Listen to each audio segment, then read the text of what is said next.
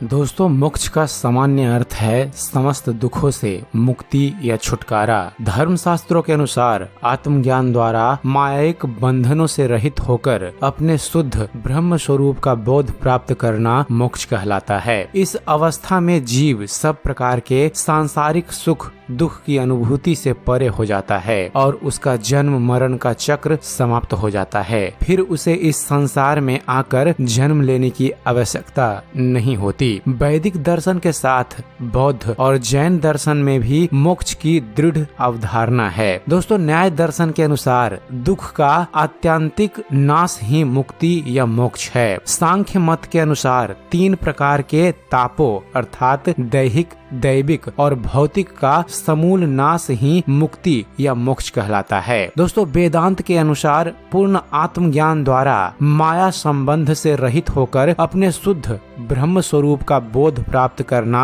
मोक्ष है। महो उपनिषद में कहा गया है फ्रेंड्स कि भोग की इच्छा रखना बंध और उसका त्याग मोक्ष कहलाता है। शिव गीता में कहा गया है कि हृदय की अज्ञान ग्रंथि के नाश हो जाने को मोक्ष कहते हैं। कठोपनिषद कहता है कि जो मरने से पहले ब्रह्म को जान लिया वह मुक्त हो जाता है। कठोपनिषद कहता है कि यदि इस देह में इसके पतन के पूर्व ब्रह्म को जान सका तो बंधन से वह मुक्त होता है। यदि नहीं जान पाया तो इन जन्म मरणशील लोकों में वह शरीर भाव को प्राप्त होने में समर्थ होता है। दोस्तों, अब प्रश्न यह है कि ब्रह्म या ईश्वर को कैसे जाने, तो चलिए आपको इसके बारे में जानकारी देते हैं। दोस्तों, हमारे धर्म पुराणों में कहा गया है कि जानने का तात्पर्य सुनकर या पढ़कर जानना नहीं है बल्कि अनुभव से जानना है। ईश्वर को अनुभव से कैसे जानेंगे? जैसे आँख से रूप को जानते हैं, कान से शब्द को जानते हैं, उसी तरह आत्म दृष्टि से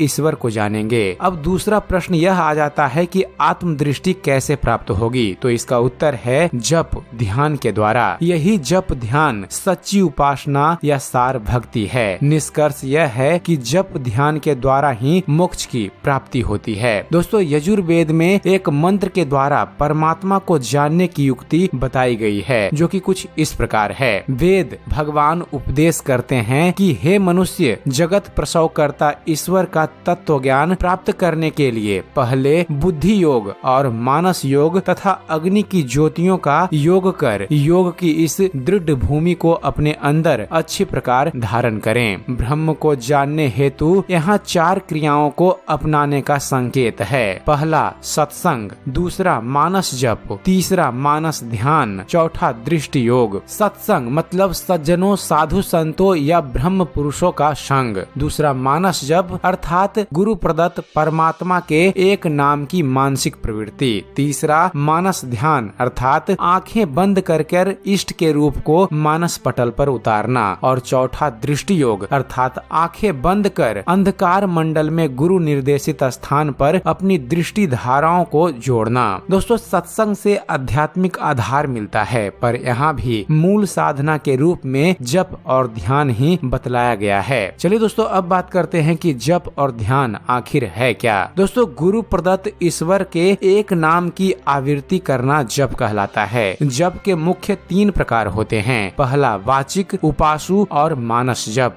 मानस जप अर्थात मन ही मन जपना सर्वश्रेष्ठ जप है। इसके बाद है मानस ध्यान। इसके अंतर्गत ईश्वर के एक रूप को मानस पटल पर उतार कर उसका ध्यान होता है। मानस ध्यान के बाद शून्य ध्यान अर्थात नसाग्र ध्यान सुषुम्ना ध्यान की बारी आती है। इसमें आंखें बंद कर गुरु निर्देशित स्थान पर दृष्टि धारों को जोड़ा जाता है। दृष्टि टिकने पर ब्रह्म ज्योति दरसती है। साधक अंधकार मंडल से प्रकाश मंडल में जाता है। अंत में सूरत शब्द योग या नाम ध्यान की क्रिया है जिसमें साधक ब्रह्मनाद अर्थात अनहद शब्द को अंदर में पकड़ता है। यही शब्द आत्मा परमात्मा को अनुभव कराता है और भक्ति पूर्ण हो जाती है। अब बात करते हैं 5 प्रकार की मुक्तियों के बारे में कि कौन सी है 5 प्रकार की मुक्तियाँ। दोस्तों, उपनिषद में 5 प्रकार की मुक्ति का वर्णन किया गया है जो है सालोक्य, सामीप्य, सारूप्य, सारुज्य और कैवल्य मुक्ति। दोस्तों, सालोक्य सारूप्य मुक्ति का अर्थ है उपास्य देव के लोक की प्राप्ति होनी। सामीप्य मुक्ति का अर्थ है उपास्य देव की समीपता प्राप्त करनी। सारूप्य मुक्ति का अर्थ है उपास्य देव के शरीर सदृश रूप को प्राप्त करना। सायुज्य मुक्ति का अर्थ है उपास्य देव के साथ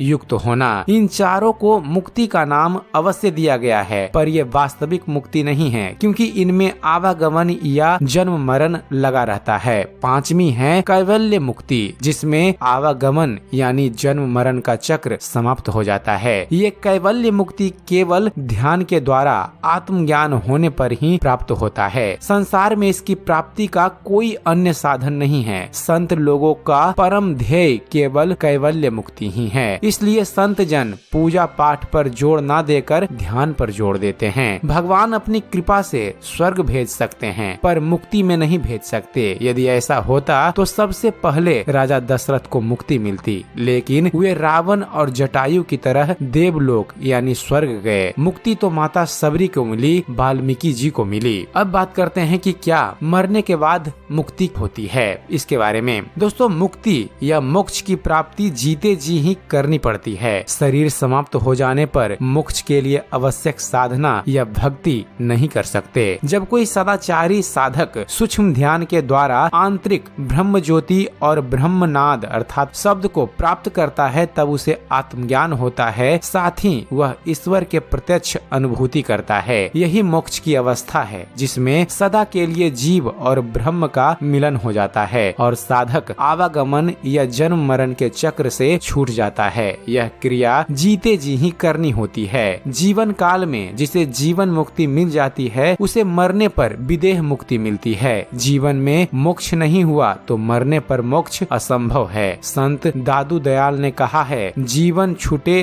देह गुण, जीवन मुक्ता होए, जीवन काटे कर्म सब, मुक्ति कहावे सोए। संत कबीर साहब की वाणी है, साधो भई जीवत ही करो आशा, जीवत समझे जीवत बूझे, जीवत मुक्ति निवासा, जियत कर्म की फांस न काटी, मुए मुक्ति की आशा। गोस्वामी तुलसीदास जी ने रामचरितमानस में निम्नलिखित दोहा में शरीर रहते मोक्ष पाने की चर्चा की है। तुलसीदास जी कहते हैं, सुनी समुझहि जन मुदित, मन मंजहि अति अनुराग, लहहि चरी फल अछत तनु, साधु समाज प्रयाग। अर्थात जो मनुष्य संत समाज रूपी तीर्थराज का प्रभाव प्रसन्न मन से सुनते हैं और समझते हैं और फिर अत्यंत प्रेम पूर्वक इसमें गोते लगाते हैं, वे इस शरीर के रहते ही अर्थ, धर्म, काम और मोक्ष चारों फल पा जाते हैं। यही बात योग सिखो उपनिषद में भी कही गई है। इसके अनुसार मरने पर जो मुक्ति होती है वह मुक्ति नहीं है। मुक्ति वह है जबकि जीव ब्रह्म तत्व को प्राप्त कर लेता है। जैसे नमक समुद्र में घुलकर एक हो जाता है, इस तरह जब जीव उससे